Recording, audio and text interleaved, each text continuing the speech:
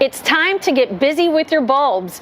Now is the time to start forcing those bulbs. Now we can prepare to give beautiful gifts such as amaryllis and paper whites right now. These are actually two bulbs that do not require any chilling. Now, other traditional bulbs do require that chilling environment, and that just tells the plants that it's time to come out of dormancy and go into blooming. And we can actually force that or trick our bulbs by providing chilling periods. So we do that by placing bulbs inside. You can either keep them in their containers or in their bags, or you can actually go ahead and plant them into potting soil. Now what you want to do is put it in a cold, dark place, and that temperature should be about 30 to 35 degrees. And each bulb is a little bit different, but it varies anywhere from 8 to 16 weeks depending on the type.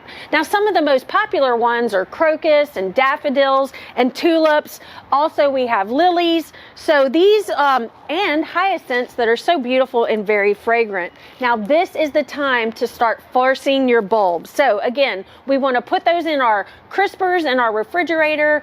Check the LSU AgCenter's website for those exact days, or check the labels on how you need to force.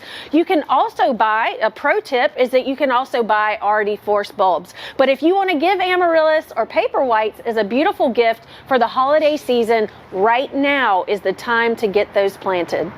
For Get It Growing, I'm Heather Kirk-Ballard with the LSU AgCenter.